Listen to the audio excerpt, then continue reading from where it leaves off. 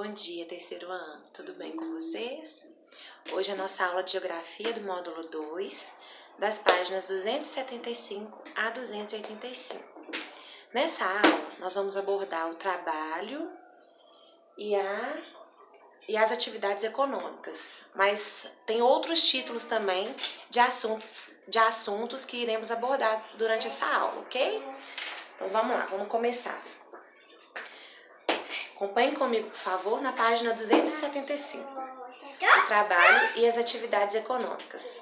Os alimentos e outros produtos que utilizamos em nosso dia a dia resultam do trabalho desenvolvido por muitas pessoas, por meio da prática de diferentes atividades econômicas. Vamos estudar alguns exemplos. Vamos lá. A agricultura é a atividade econômica realizada, sobretudo em propriedades rurais, como sítios, fazendas, chácaras, né? E com essa atividade são cultivados vários produtos para nossa alimentação diária, como frutas, verduras, legumes, ok? Nessa fotografia aí, eles estão cultivando hortaliças, né? Alfaces e assim por diante. A pecuária ela é desenvolvida predominantemente no espaço rural. O trabalho com a pecuária consiste na criação de animais para a obtenção de diversos produtos. A gente pode citar alimentos como carnes, leite, ovos, além do couro e da lã, que são utilizados para confecção de roupas e calçados, né? Bolsas e etc. A gente tem também o extrativismo, que consiste na atividade onde se é tirado da natureza, tirado uma matéria-prima da natureza, né? Como madeira, folhas, frutos, coletados nas florestas, ouros e pedras preciosas. E extraídos também do subsolo, como peixes obtidos da pesca em rios e mares, tá? Então as pedras preciosas e o ouro são extraídos do subsolo e os peixes dos rios e mares, ok? Essa fotografia aqui retrata a atividade pesqueira. Por meio da atividade econômica da indústria, diferentes tipos de matérias-primas são transformados em diversos produtos. A indústria de calçados, por exemplo, utiliza o couro como principal matéria-prima para a fabricação de sapatos, bolsas e cintos. Já na indústria de laticínios, o leite é a principal matéria-prima utilizada para a realização de iogurte, manteigas, requeijão e assim por diante, tá? A fotografia ao lado retrata uma fábrica de calçados. Qual que é a matéria-prima mais utilizada para a fabricação de calçados? Gente, o couro, né?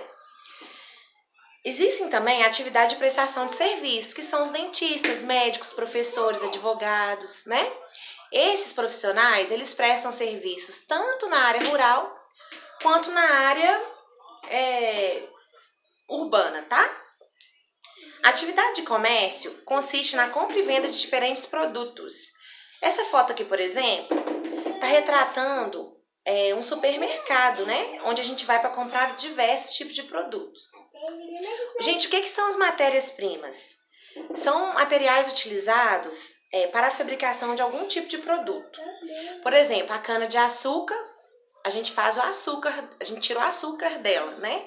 É produzido o açúcar. O milho é produzido o fubá, por exemplo, tá bom? São dois exemplos aí. 277 e 278 nós vamos pular, que a correção é na próxima aula. Então, nós vamos lá para 279, o trabalho e os profissionais. Podemos utilizar os gráficos para organizar e representar visualmente diversos tipos de informação, como as atividades econômicas e os tipos de profissionais. Veja no exemplo a seguir os profissionais que trabalham no bairro onde Murilo mora. Murilo mora num bairro onde diversos profissionais trabalham. Para organizar e registrar essa informação, ele elaborou um gráfico. Vamos analisar o gráfico sobre os 5 profissionais do bairro onde Murilo mora. Para isso, observe-o e responda as questões a seguir. Então, a gente tem lá vendedor, cabeleireiro, mecânico, policial e médico, né? E o gráfico representando a quantidade de profissionais no bairro de Murilo. Número 1. Qual profissão tem o maior número de profissionais no bairro onde Murilo mora, gente? Só a gente analisar lá no gráfico, ó, o vendedor, né? Que é o que tem maior número, que chega no nível 8. Qual profissão tem menor número de profissionais no bairro de Murilo Mora? Médico, que chega lá no 2. Quais as profissões que têm a mesma quantidade de profissionais no bairro de Murilo Mora? Mecânico e policial, que chegam no nível 3, né? 4. Quantos cabeleireiros trabalham no bairro onde Murilo mora? Nós vamos contar os cabeleireiros. Chega lá no nível 5. Então, se a gente for contar por quantidade, são 5, tá bom? Página. Nós vamos pular novamente 280 e 281, que são atividades também. E vamos lá para 282. O trabalho modifica a paisagem.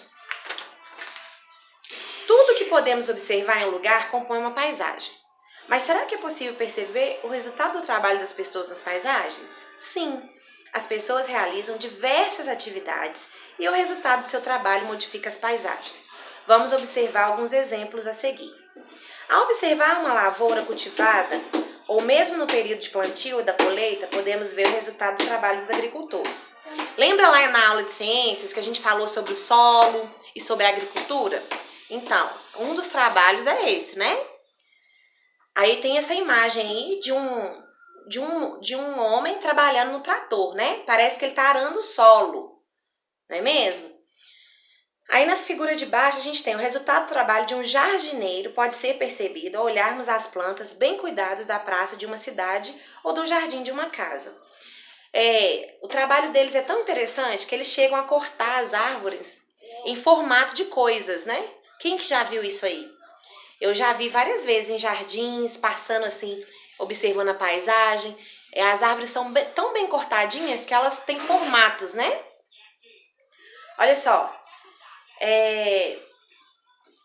Página 283. Também podemos perceber o resultado do trabalho de um pedreiro ao ver construções ou reformas. Aí eu tô lembrando agora da aula de história. Lembra que a gente conversou na aula de história sobre o trabalho do homem que muda as paisagens ao longo do tempo? Então, o homem contribui, assim, totalmente para isso, né? É através do trabalho do homem que ao decorrer do tempo a paisagem vai mudando. Olha só,